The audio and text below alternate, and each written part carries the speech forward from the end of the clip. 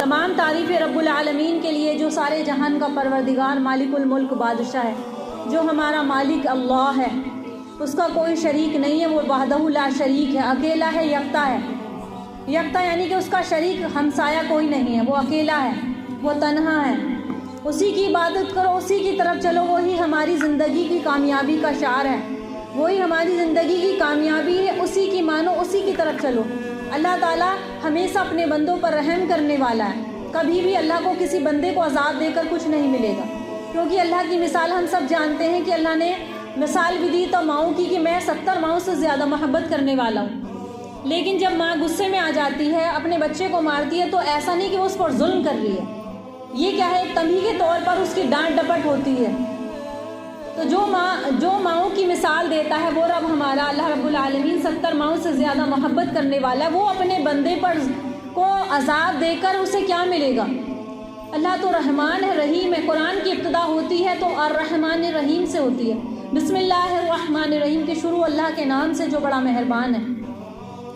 अल्लाह हमें अपने रसूल के तरीके पर चलने वाला बना, हमारी औलादों को नेक बना और हमें इबादत करने की और सच्चा मुसलमान बनने की तौफीक अता फरमा। अल्लाह के नबी सल्लल्लाहु अलैहि वसल्लम जो आखिरी नबी हैं, पैगंबर मुस्तफ़ा हैं, जिनके सीने अतर पर, जिनके कल्बे अतर पर अल्लाह तबारक व तआला ने कुरान मजीद नाजिल फरमाया।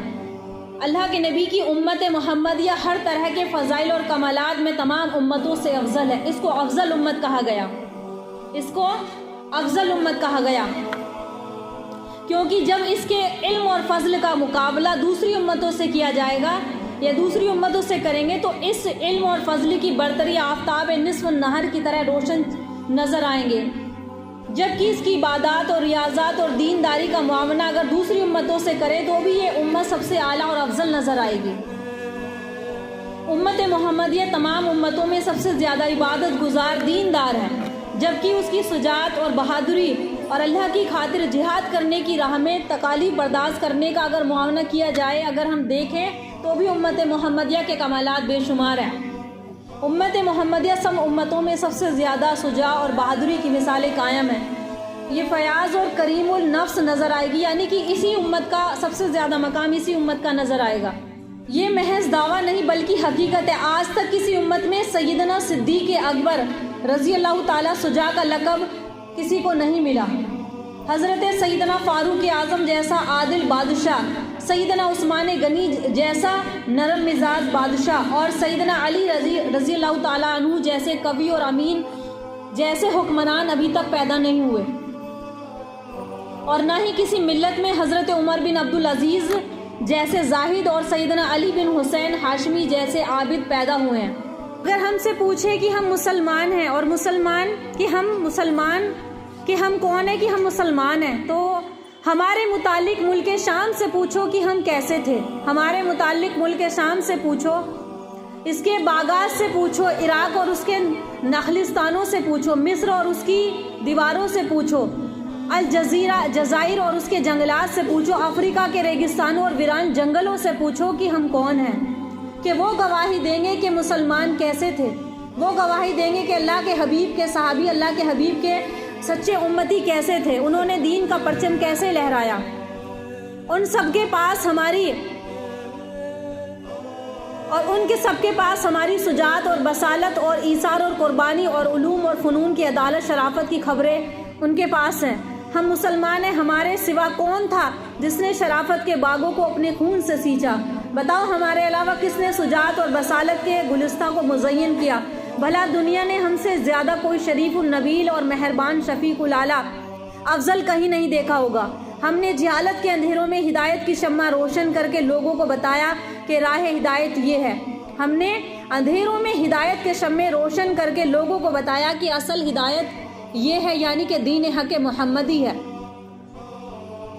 हमने इस दौर में अदल किया जब दुनिया पर जुल्म और सितम से भरी हुई थी। हमने उस दौर में इल्म फैलाया जब दुनिया जहालत में डूबी हुई थी। हमने उस दौर में लोगों को मसावात का दर्स दिया जब लोग बुत परस्ती किया करते थे, बुतों की इबादत करते थे। हमने ईमान से दिलों को, इल्म से अक्लों को और आज़ादी से गुलामों को मामूर किया। ہم نے کوفہ، بصرہ، بغداد جیسے شہر آباد کیے، ہم نے اسپین، شام، عراق اور مصر کے جیسی تہذیب سکھائی، ہم نے نظامیہ قرطبہ اور ازہر جیسی یونیورسٹیاں قائم کی۔ یہ سب بنانے والے کون تھے؟ مسلمان تھے۔ ہم نے جامعہ الاموی اور صخرہ جیسے عبادات گاہیں اور سامرہ، زہرہ اور ہمرہ جیسے محلات بنائے۔ ہم نے اہل دنیا کو تعلیم دی، ہم استاد ہوئے اور باقی تمام جو امت تھی، باقی تمام جو لوگ تھے، قومیں تھی، وہ شاگرد بنے۔ کس کے؟ مسلمانوں کے۔ ہم میں ابو بکر صدیق رضی اللہ تعالیٰ جیسے خلیفہ، عمر فاروق رضی اللہ تعالیٰ جیسے امیر المومنین اور نور الدین، صلاح الدین، عمر بن عبدالعزیز اور جیسے حکمران پیدا ہوئے۔ ہم میں خالد رضی اللہ تعالیٰ عنہ، طارق، قتیبہ اور بن مسلم، محمد بن قاسم اور ظاہر جیسے جرنیل پیدا ہوئے۔ ہم میں امام بخاری، جب کتابوں کی بات آئے، درس و تدریس کی بات آئے تو امام بخاری رحمۃ اللہ علیہ، حضرت امام بخاری، امام مسلم اور امام ترمذی، امام نسائی، ابن ماجہ جیسے مصنف پیدا ہوئے۔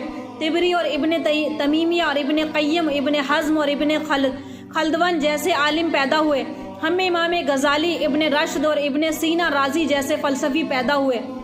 ہمارے اکثر حکمران خلافت اور انصافی میں اعلیٰ مثال تھے اور ہمارے تمام قارئین سپہ سالار اللہ کی تلوار تھے۔